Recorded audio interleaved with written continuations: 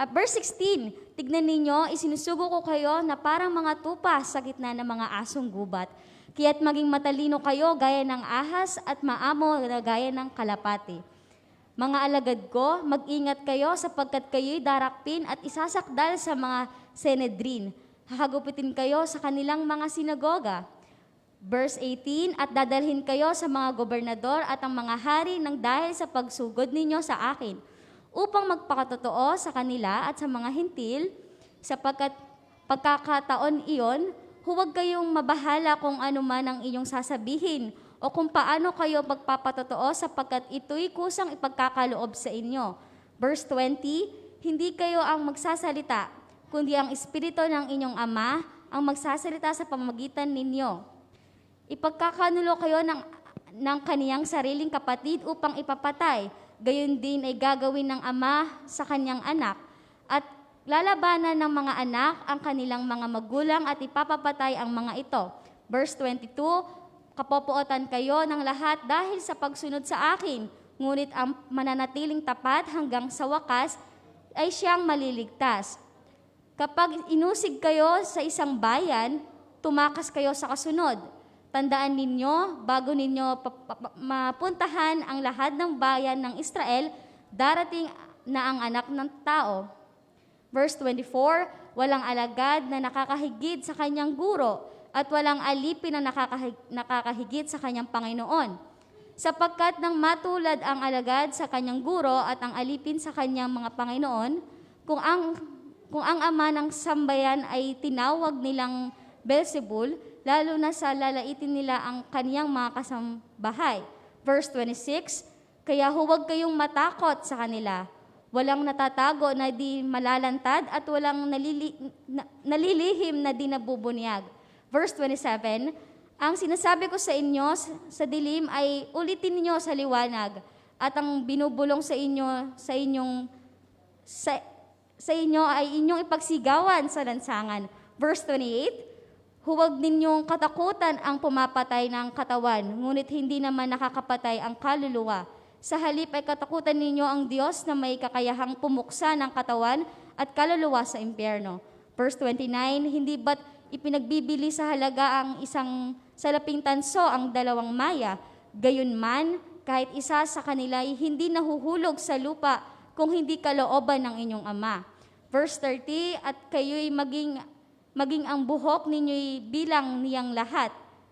Huling verse po, sabay-sabay po tayo. Kaya huwag kayong matakot, higit kayong mahalaga kaysa sa maraming maya. Purihin po ang Panginoon sa pagkakabasa ng kanyang salita.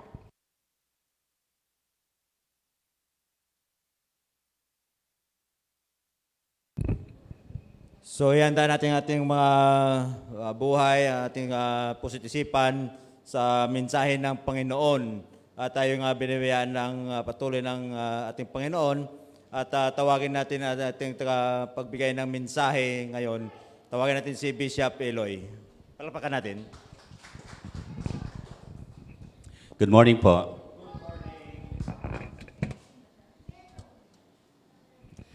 Nakatutuwa po na nung isang linggo po kasi ating tinalakay na kung sino, di ba sa chapter 9, verse 35 and the following, pinag-pray ng Panginoon Kristo yung kanyang mga alagad, yung kanyang mga apostoles. Sabi niya, pray ye therefore that the Lord of the harvest may send forth his laborer into his field. Pagkatapos sa chapter 10 last week, ating tinalakay, yun mismong pinag-pray, yun mismo ang pinahayo, yun mismo ang pinapunta sa field. At meron siyang instruction. Pagpunta po natin sa ating paglilingkod sa Panginoon, don't ever expect na tatratuhin kayo ng matino ng mga tao.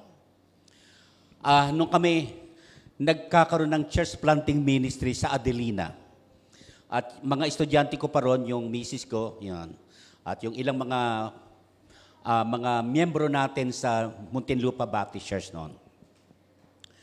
Nung tayo nagpa-plant ng church doon, ilan sa mga karanasan namin, may mga estudyante tayo roon na talagang naipahahabol sa aso. Naipahahabol sa aso.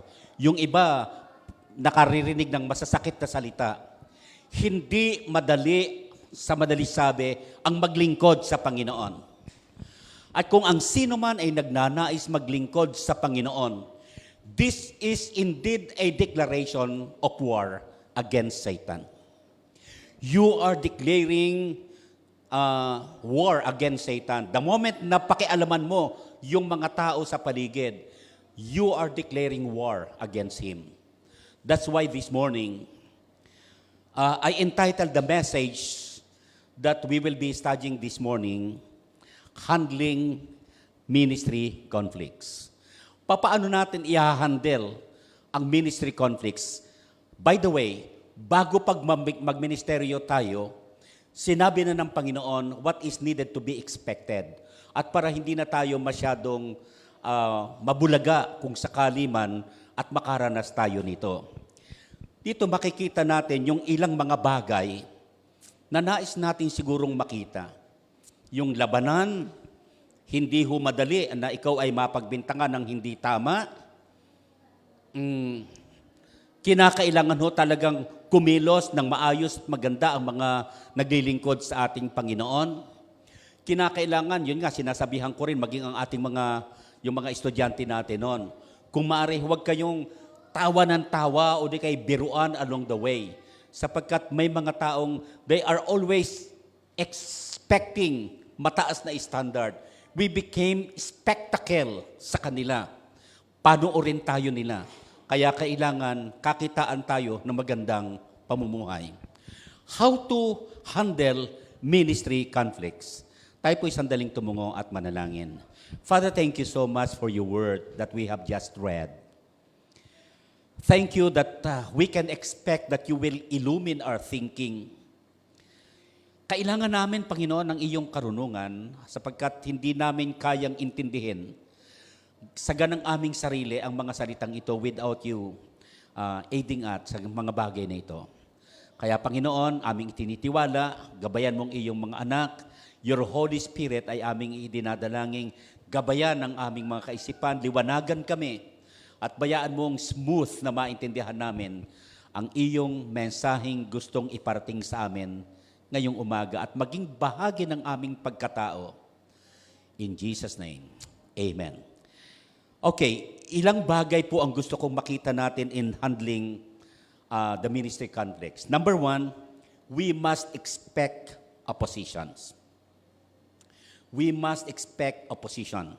Ang sabi po diyan sa verses 16 to 18, meron po siyang binanggit diyan nang sabi, I am sending you, doon sa verse 16. Ang sabi po doon, tingnan ninyo, isinusugo ko kayo na parang mga tupa sa gitna ng asong gubat.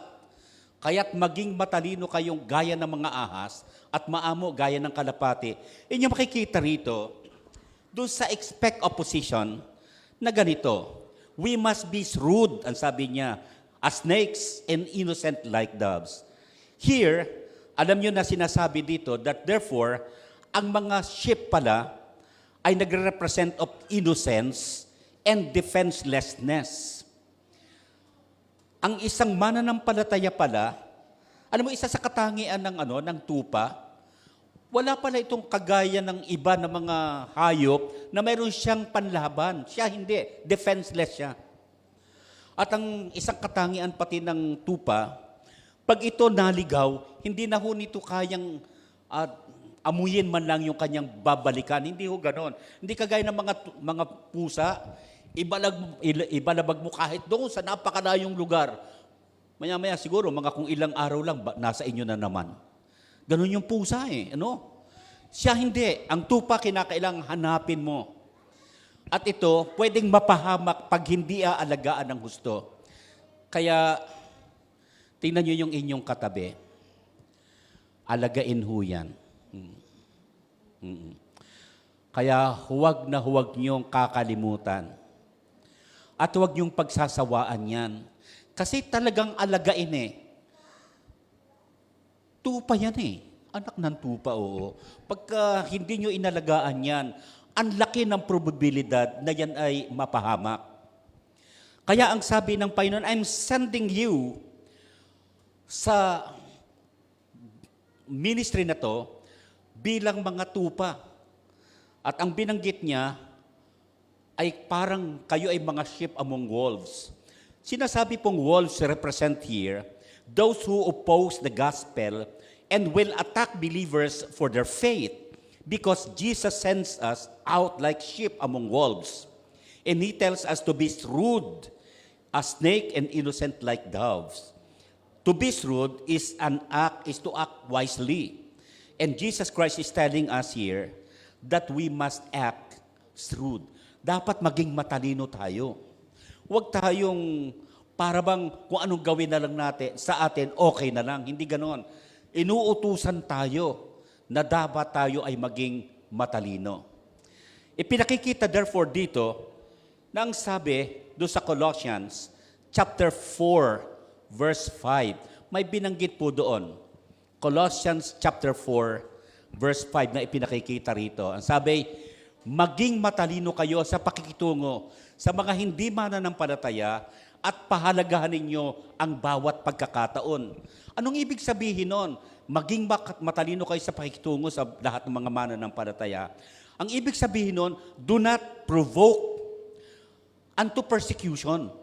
Kaya yung iba ay napipersecute was because they provoke sila mismo ang nagiging dahilan to provoke. Kagaya nung isa, ang kanilang bati ay ganito kayo ba'y talagang pupunta na sa langit? Kung sakaling mamatay ka ngayong araw na to. Hindi mo kakilala tapos tatanungin mo, kayo ba'y nakakasiguradong pupunta sa langit kung mamatay kayo ngayong araw na to? Siyempre magagalit yun.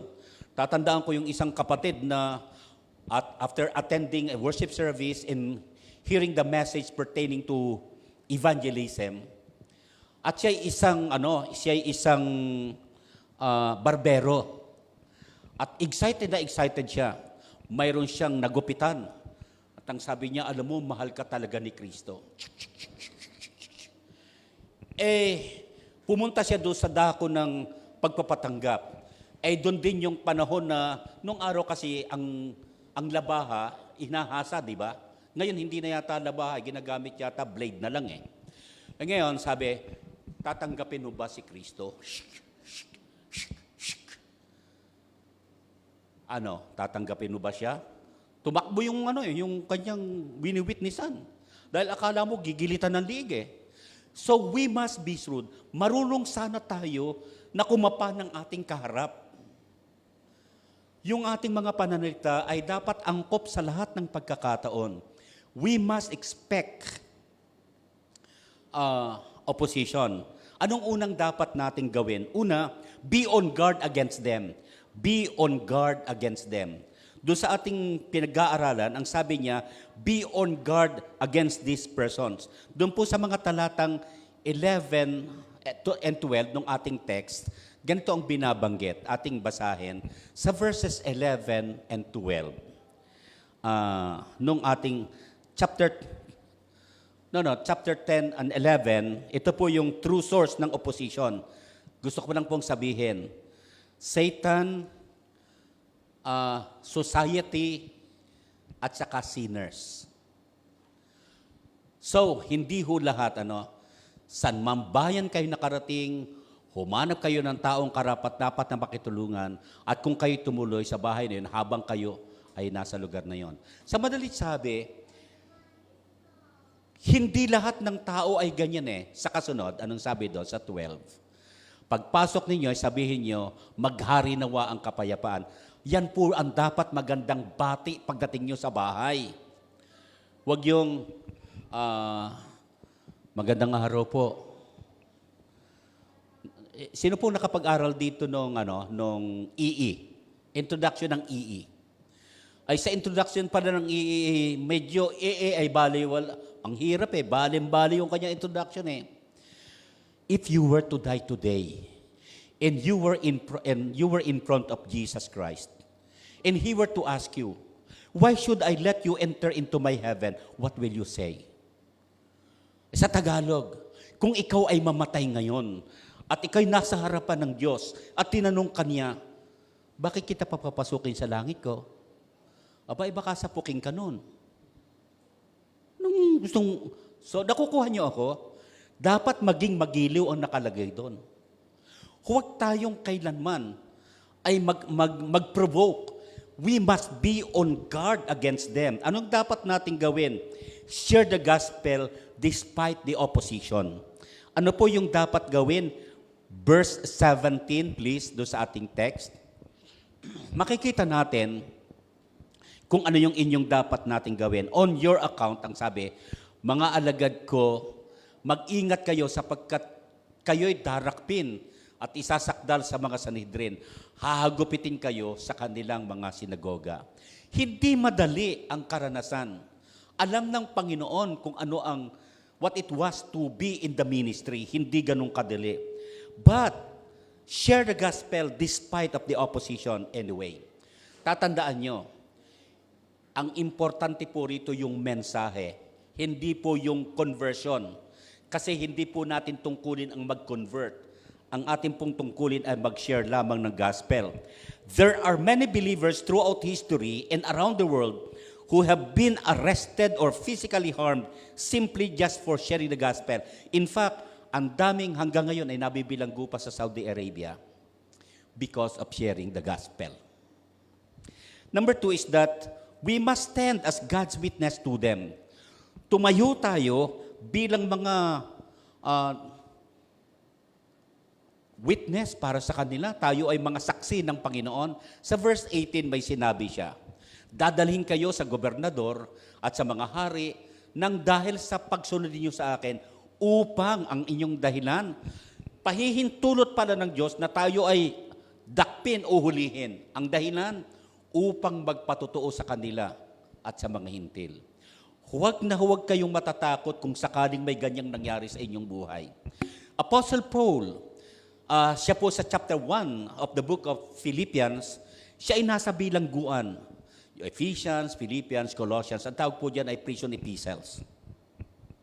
At nung siya ay nasa bilangguan na, maraming nagsasabi sa kanya, yan, kasi mayabang yan si Pablo, kasi ganito, ganyan yan. Ang sabi ni Pablo, ang totoo nito, aking itinuturing na ako'y ipinadala rito ng Panginoon upang mag-witness doon sa mga nasa loob ng bilangguan. So, yung lugar na yon ay ginamit niya na isang lugar para mag-share ng gospel. Huwag na huwag kayong magkakaroon ng kaisipan na, wawa naman ako, parang ako'y pinabayaan ng Diyos, and so on. This should be as an opportunity for you na mag-share. Stand firm doon sa inyong pananampalataya. The Lord has given you opportunity to go there. So, kinakailangan i-share pa rin natin yung salita ng Panginoon. Notice the words yung sabi, on my account. And Jesus Christ is telling here na yung iba ay idadrag, hihilahin. Yung iba talagang sasaktan. Pero tandaan natin, pag hindi tayo lumalaban, sila mismo, quote and unquote, makukonsyensya. Ilang tao na ang nakita ko sa YouTube na mga mananampalataya, tinatagpasan ng ulo. Nakikita niyo ba yon? Yung pinatagpasan ng ulo? Tapos sisirit na lang yung dugo. Tapos mayroong apat yata yun ng mga manggagawa. Tapos, ayaw nilang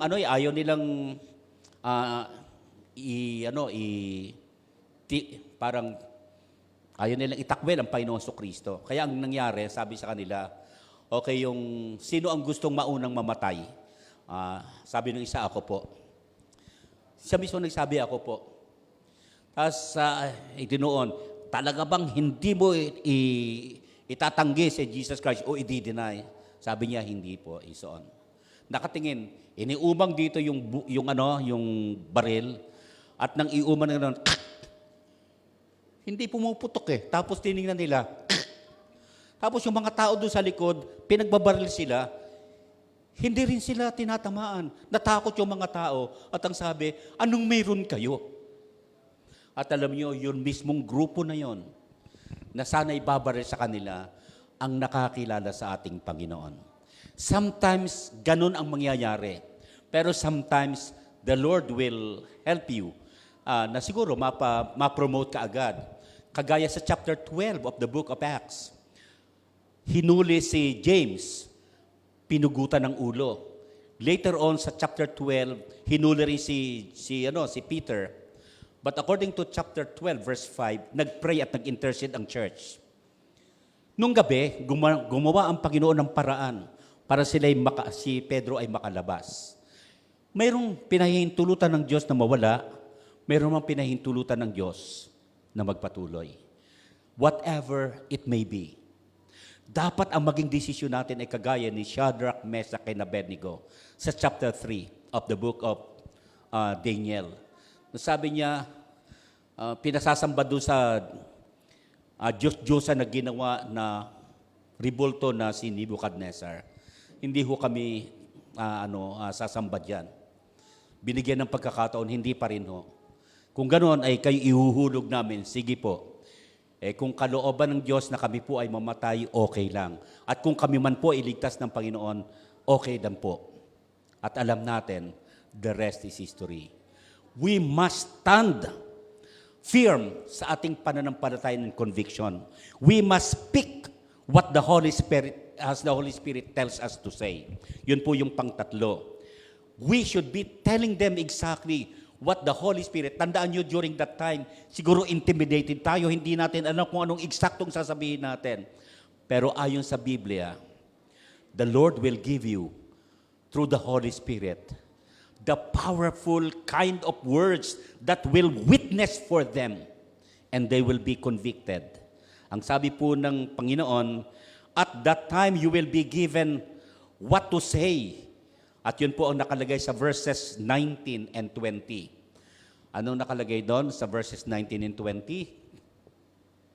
Sa pagkakataong yon, huwag kayong mabahala kung ano ang inyong sasabihin at kung papaano kayo magpapatotoo sapagkat ito'y kusang ipagkakaloob sa inyo. Verse 20. Hindi kayo ang magsasalita, kundi ang Espiritu ng iyong Ama ang magsasalita sa pamagitan nyo. Notice that. Ilang beses ko rin pong naranasan yan. Pagka minsan, yung pong mga tanong sa akin sa Bible study, harapan na ganyan. Pwedeng mapahiya ako at pwedeng mapahiya ang Panginoon. Pero tatandaan natin, pagka minsan biglang may dumating na mga talata na hindi ko kayang ipaliwanag kung bakit. In fact, may mga taong nagsasabi na parang memorize ko yung Bible. Hindi ho totoo yun. Ang Panginoon lang po ang nagbibigay ng kakayahan sa akin to do so. Tatandaan po natin, ang paglilingkod sa Panginoon, hindi ho madali. Pero masarap hong pagtiwalaan ang Diyos.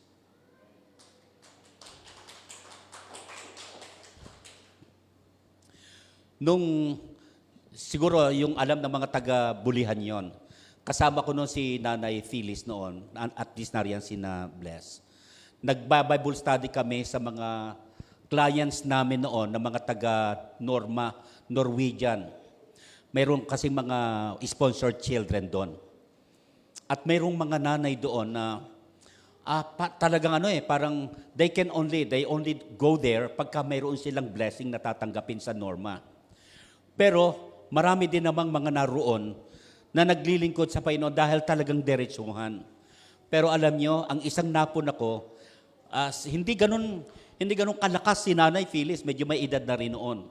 Pero yung kanyang pagnanais na magsalita ng Diyos at magsalita ng salita ng Panginoon ay talagang manginginig ka pagka nagsalita yun ng diretsuhan.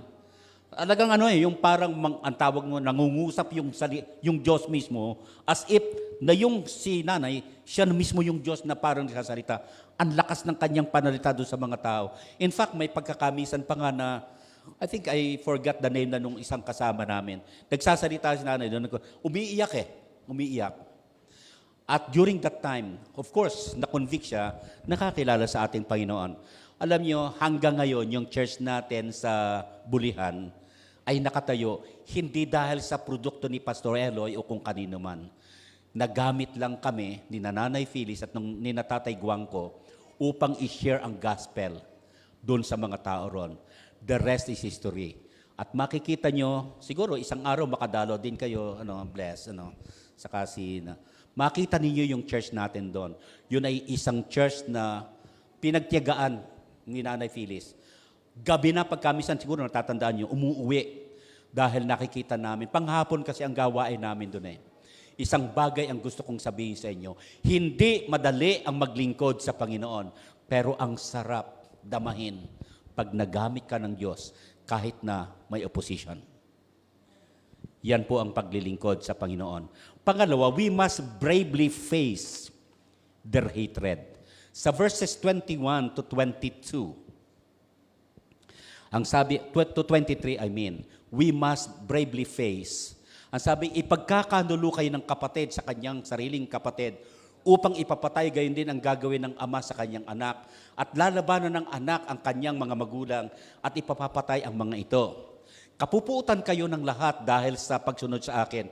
Ngunit ang manatiling tapat hanggang sa wakas ay siyang maliligtas. Verse 23, kapag inusig kayo sa isang bayan, tumakas kayo sa susunod. Tandaan ninyo, bago ninyo mapuntahan ang lahat ng bayan ng Israel, darating na ang anak ng tao.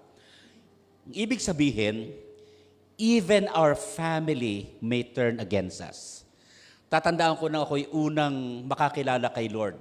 At ang ginamit po ng Panginoon para ako'y makakilala, yung pong pinsan ko si Ate Leonie Agana. Siya po ay buhay pa hanggang ngayon. Nag-aaral siya noon sa PMI or Philippine Missionary Institute. Isinama niya ako sa isang gathering sa Paiti, Laguna. So, ang nangyari dyan, yung tatay ko, nang ako'y bumalik, nagsishare ako sa tatay ko. Ang sabi ng tatay ko sa akin, ang hindi Eloy ang palayo sa akin. Palayo sa akin nung araw, Lohyo. Huwag kang mangganyan. Iisa-isa ng relihiyon mo. Hindi ka pa nga makasunod, dadalawahin mo pa. So galit sa akin yung tatay ko. Pero alam niyo ang ginawa ko, I stayed with sa mga pinsaning ko. Nakapag-aral ako ng high school. At nung ako'y nasa Phoebus na, pagkat ang tatay ko hindi masyadong very close, lalo nung ako'y maging makakilala. I was going to Mindanao during that time to be with Phoebus singers.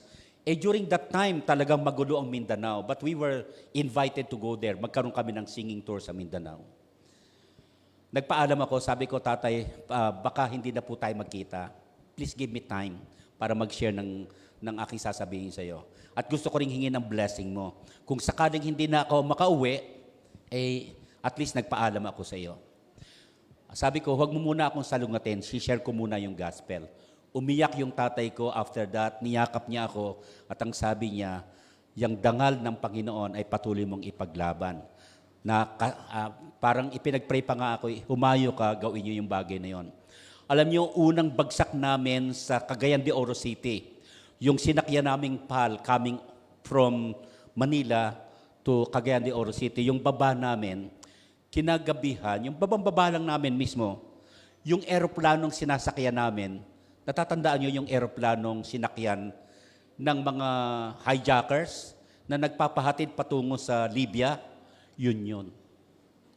At ang tanong ay paano kung, kasi patungo rin kami sa Davao paano kung kayo nakasama? Siguro magkakantahan kami. Alam nyo, yung aming teacher, si Mr. Regier, siya yung aming director. Nung gabi na kami kumakanta sa Lourdes College Auditorium doon sa Cagayan de Oro City. Marami dong mga madre, may mga pare, and so on. Nung kami kumakanta na, the Lord talagang napakatindi ng dating. Nagpatotoo si Pastor, kasama namin doon ay si Pastor Mike Lacanilaw. Nagsishare siya. Maraming tumanggap sa Panginoon during that time.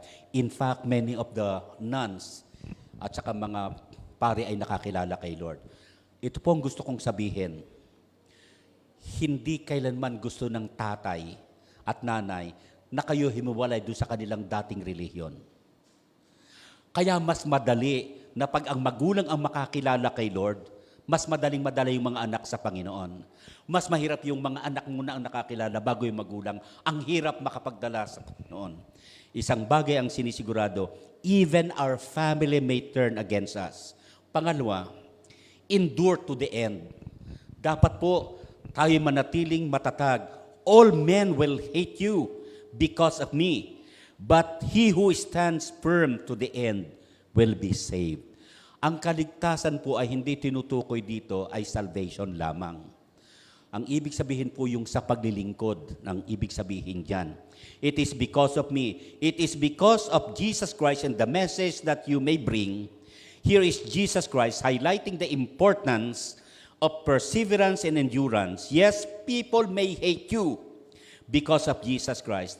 But he who stand firm, yun po ang nagpapatunay na ikaw ay tunay na ligtas. Hindi mo i-deny si Jesus Christ. Pangtatlo, escape persecution when you can.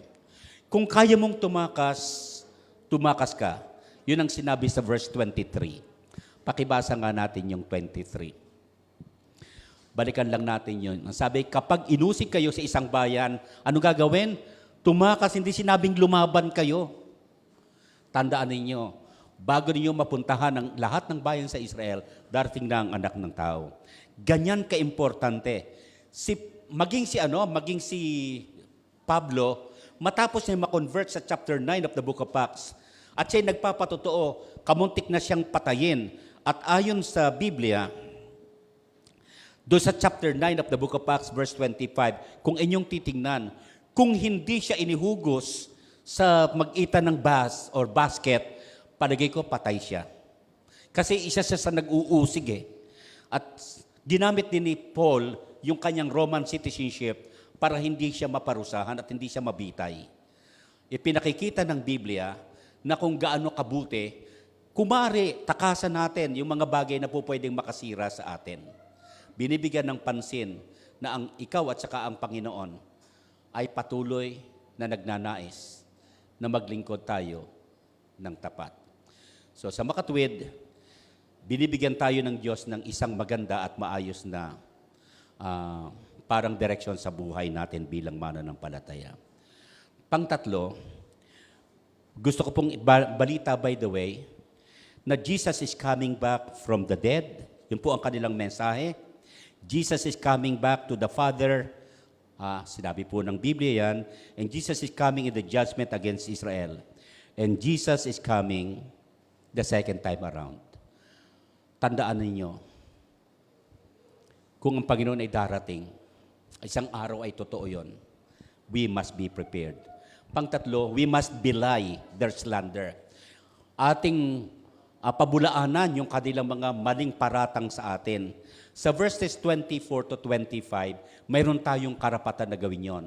Ang sabi, walang alagad na nakahigit sa kanyang guro at walang aliping nakahigit sa kanyang Panginoon. Verse 25, sapat na, ang sabi, sapat nang matulad ng alagad sa kanyang guro at ang alipin sa kanyang Panginoon. Kung ang ama ng sambahayan ay tinawag nilang Beelzebul, lalo kayong lalaitin nila ang kanyang mga kasambahay. Ipinakikita therefore, paano natin pabubulaanan? Una, we must follow Christ in His teachings. Kasi yung teaching niya, ang magiging dahilan para tayo ay mailigtas dahil yung linis ng katuruan ng Panginoon ang siyang magbibigay sa atin ng magandang kaligtasan. Pangalawa, we must encourage each other to remain faithful. Do not be afraid. We must encourage each other to remain faithful. So, yung una nating binigyan ng pansin, nabanggit ko sa inyo that we must expect opposition. But yung pangalawa, we must encourage each other to remain faithful. Manatili tayong matatag. Sa verses 26 to 27, yun pong ating binibigyan ng pansin. Una, remember, truth will always prevail. Huwag kayong matakot sa kanila. Bakit? Walang natatago na hindi nalalantad at walang nalilihim na hindi inaibubunyag. Ang sabi doon sa verse 27, at sinasabi ko sa inyo sa dilim, ay uulitin ninyo sa liwanag. At ang ibinubulong sa inyo ay ipagsigawan sa lansangan. Ito'y ipinakikita, remember, the truth will prevail. May tatlong dahilan kung bakit. Everything hidden will be revealed. Siya nga pala. Isang araw, ano man yung ginawa mo, hindi man na-recognize ng mga tao, hindi man ikaw napalakpakan ng iba, kung ikaw may naglilingkod na parabang as if na ikaw lang, walang nakakakita ng iyong pinagagagawa, itong tandaan nyo. Ang Diyos po ay merong, ang tawag siguro natin ay hidden camera, na isang araw, i-reveal yung ating ginawang ito. Sa kabilang dako, yung ding hidden camera na yan, ang maglalantad kung anong ginawa mo sa oras ng ikaw ay pinipersecute. Matakot din tayo sa ating Panginoon. Everything hidden will be revealed. So do not be afraid of them, yun ang sinasabi ng Panginoon. Yun po ang ipinakikita. Pangalawa, therefore, we can be bold in sharing the gospel. Dapat tayo po ay maging matapang sa pag-share ng gospel, ng salita ng Panginoon. Ang sabi doon sa verse 27, balikan uli natin, maliwanag yung sinabi diyan. Sinasabi ko sa inyo, ang sinasabi ko sa inyo sa dilim ay uulitin sa liwanag. Tatandaan nyo ito. Ang inyong mga sinabi, ang inyong lahat ng ginawa, isang araw ay mailalantad. Ang katapatan nyo o ang hindi katapatan, isang araw, malalantad yun. Pangdalawa, reminder, fear God only, no one else. Hindi lang, remember, truth will prevail, but ang reminder sa atin, fear God only, no one else. Huwag ho tayo matatakot sa kung ano pa man. Anong sabi ng Biblia? Don't be afraid of those who only kills the body. Huwag kayo matakot doon sa kayang pumatay lang ng katawan. Sabi, huwag ninyong katakutan ang pumapatay ng katawan. Ngunit, hindi naman nakapapatay ng kaluluwa. Sa halip, ang katakutan niyo ang Diyos na may kakayahang pumuksan ng katawan at kaluluwa. So, mga kapatid, magbigay tayo ng ebidensya na talagang hindi tayo natatakot. Pangdalawa is that, do not fear. Do fear only God. He is the one who can destroy both body and soul. Siya lang ang tatapon sa atin, maging sa impyerno o kung kanino pa man. Si Satanas walang pwedeng gawin kung hindi pumatay lang yan. If God permits. Tatandaan niyo si Job. Pinatay yung kanyang mga anak, pinatay yung kanyang mga ari-arian, nawala lahat yon. Ang usapan ng Panginoon, sabi ni Satanas, ay kaya lang naman yan si Job na yan sinasamba ka dahil yung katawan niya mabuti, malakas ang kanyang katawan May dalawang ginagamit si Satanas na dahilan kung bakit ang Kristiyano raw nagiging tapat. Sana hindi tayo ganon. Kaya raw tayo nagiging tapat, sabi ni Satanas, ay dahil pinagpapala tayo ng Panginoon. Is that true? Sana kaya tayo naglilingkod sa Kanya. May tinatanggap man tayong abundance o hindi marami, dapat sapat na tayo'y buhay, sasamba tayo sa Panginoon. Is that so? Tama po ba yun? Hindi yung kung kailan may pera, saka ako masaya. Pag walang pera, hindi ako sasama. Hindi ako attend. Tama si Satanas yun. Ay kaya ka naman natatakot sa iyo si Job dahil binibless mo. Tanggalin mo yung kanyang mga blessing kung hindi kanya i-curse. Tinanggal lahat. Sabi sa chapter 1, verse 20 and 21 of the book of Job, nag-ahit ng ulo si Job at ang sabi, wala ako nung ako'y ipanganak at wala rin ako pag ako'y mawawala. Lahat ng yan ay galing sa Panginoon. Siya rin ang may karapatang kumuha nito. Anong ibig sabihin nito? Kapatid, wala sa pera, wala sa kayamanan, wala sa karangyaan. Ang katapatan dapat ng isang tao ay nasa Diyos lamang. Yung pangalawa, kaya naman natatakot si Job, kaya kasi sinasamba dahil maayos ang pangangatawan niya. Tingnan mo, bigyan mo siya ng karamdaman, makita mo, susumpain ka niya. Sabi ni Lord, sige, huwag mo lang siyang papatayin. Nakuha niyo, may limitasyon si Satanas. Marami nga namang Kristiyano na pagka medyo may kaunting karamdaman, hindi mo na ako attend. May ulan, mainit. Ewan ko kung ano. Hindi ko alam kung ano yon. Pag maulan, sasabihin, maulan masyado. Mainit doon, and so on, patungo sa church. Pag naman maulan, I am the salt of the earth. Mahirap, ano? Hindi mala kung ano talagang gawin. But the thing is, ang isang mananampalataya, kagaya noon, mula ulo hanggang doon sa kanyang talampakan, nagkaroon siya ng bukol. At alam niyo, pinag-aralan namin yung bukol na yon. Yun po pala ay nilalabasan ng ano ba yun? Nana. At hindi lang yon, ayon sa pag-aaral ng isang doktor, parang mayroong lumalabas na yung parang uod, yung parang pumipilantik na uod. Kaya galit yung asawa ni Job i-curse mo na si Lord para mawala ka na.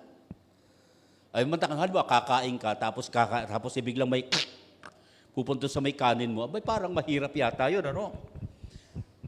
Pero alam nyo, hindi pa rin nagkasala si Job.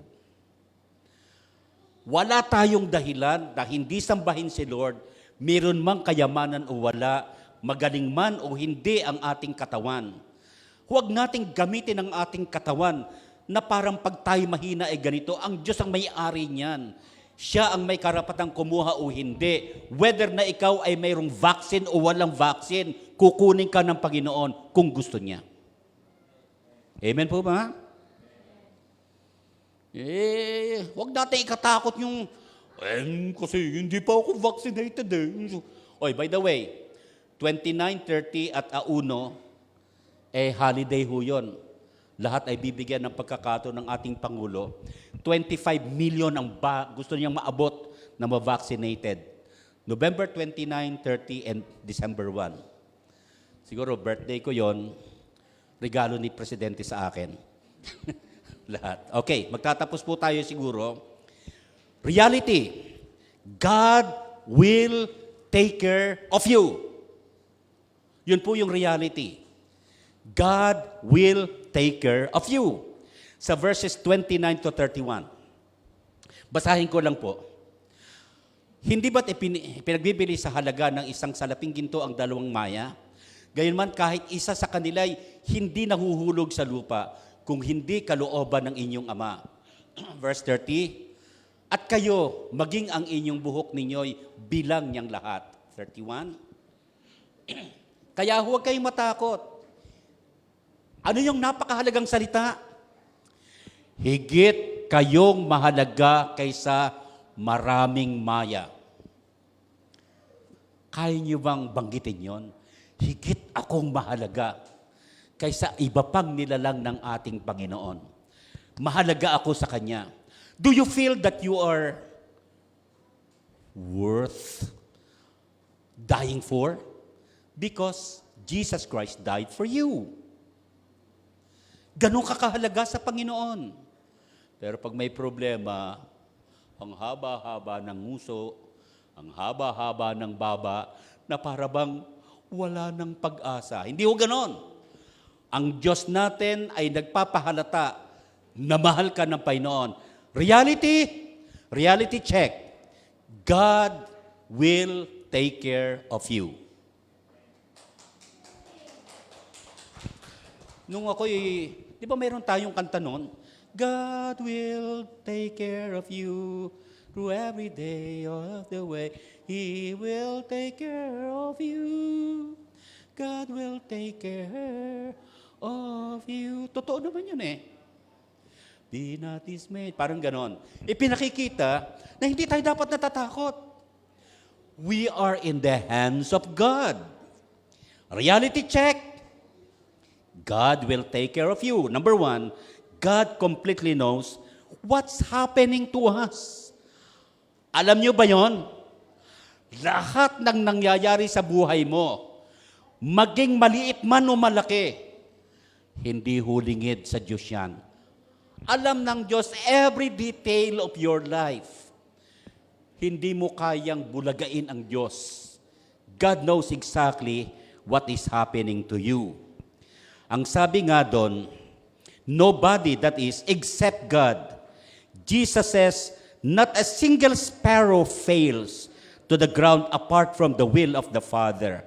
Anong literally ang sabi, without your Father? In other words, nothing happens without God. Nothing happens apart from God's knowledge and will. And notice what Jesus Christ is telling you. Your Father, again here, God is your Heavenly Father. You are His child. And God will surely take care of you. Pangalawa, not only God completely knows what's happening to you, but God cares for you. Ang sarap isipin na during that time na parang ang nanay, tatay, parang hindi na tayo mahal, parang mayroon na silang ganito-ganyan, ang atensyon nila ganito-ganyan, huwag mong kalimutan. May isa pang hindi nakakalimot sa iyo.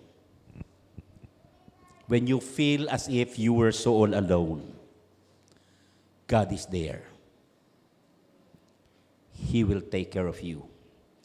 Jesus says that you don't need to be afraid because nothing happens apart from your Father's will. And God knows you intimately and because He cares for you. Doon po sa verses 30 and 31. Meron siyang binanggit doon na gusto kong bigyan ng emphasis. At kayo, maging ang mga buhok. Yung iba yata wala nang buhok eh. Bilang ang inyong lahat. Madali nang bilangin pag wala na yan. No? Kaya huwag kayong matakot. Higit, nakuha niyo yung ibig sabihin nun, higit kayong mahalaga kaysa maraming maya. The word higit, ang sarap isipin. Mas itinatangi kayo kaysa doon sa ganong mga klase. And yet, sino po ba sa inyo nakakarinig na yung mga ibon ay kumakanta especially sa umaga? Yung iba, pagising sa umaga, hindi nga makakanta eh. Gandahan nyo naman yung mukha natin sa umaga kasi ginising ka pa ni Lord. Amen po? I'll be closing sa ating message this morning. And so Jesus Christ is telling us, when you go to the mission for the Lord Jesus Christ, you can expect opposition, and that opposition can be very strong, resulting in your arrest, physical harm, or even death. And yet, even though you can expect opposition, you don't need to be afraid. Truth will always come out. Fear God, nothing else. God will take care of you. Expect opposition, but don't be afraid because God is with you. And He will take good care of you. So be prepared to face opposition. When you share the gospel with others, not everyone will like you. Some will even hate you. Pero huwag niyong kalimutan, worker kayo ni Lord. Hindi kayo dapat natatakot sa mga tao. 4 conclusions.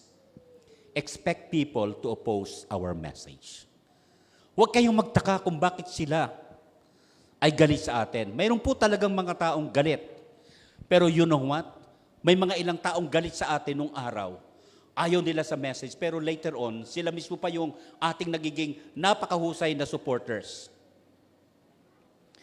Pangalawa, endure the challenge and problems we are facing. Pagtiyagaan nyo lang. Habang binibigyan ka ng Diyos ng lakas, habang binibigyan ka ng Diyos ng kalakasan at ikaw ay binibigyan niyang buhay, come on, gawin natin. Sabi ko nga doon sa isang medyo nang hihina na yung kanyang pamumuhay ngayon dahil tinamaan siya ng sakit. Ang sabi ko sa kanya, habang may lakas ka, meron kang dahilan para maglingkod at magpuri sa Panginoon. Pangtatlo, eliminate negativism and superiority complex. Ano yung negativism? Wala talaga eh. Mukhang hindi ako tinawag ni Lord. Superiority complex. Sasabihin natin, kayang-kaya yan. Hindi ganon. Avoid natin yon. Because without me, sabi ni Jesus Christ, you can do nothing. Arang kahulihan, entrust to God our life and ministry. And we will be successful. Handling the ministry conflicts, yes. Handle it with care. because Jesus Christ cares. Let's pray. Father, thank you so much for your word. Thank you so much for your reminder. Hindi madali ang maglingkod. Pero ang kagandahan nun, mayroon kaming malaking kakampi. Mayroon kaming mapagmahal na kakampi. Mayroon kaming mapagtiis at malasakit na kakampi. At yun po'y ikaw. Lord, magalit ang lahat, mawala na ang lahat. Huwag lamang ikaw. Dahil ikaw ang aming pag-asa, ikaw yung solusyon sa buhay namin. Purihin ka, Panginoon, sa bawat buhay at bawat hiningang aming nararanasan. Ikaw ang dahilan kung bakit kami naglilingkod. Ikaw ang dahilan kung bakit kami nabubuhay. Wala kaming karapatang hindi ipaglingkod ang buhay na to. Help us to love you more. In Jesus' name, amen.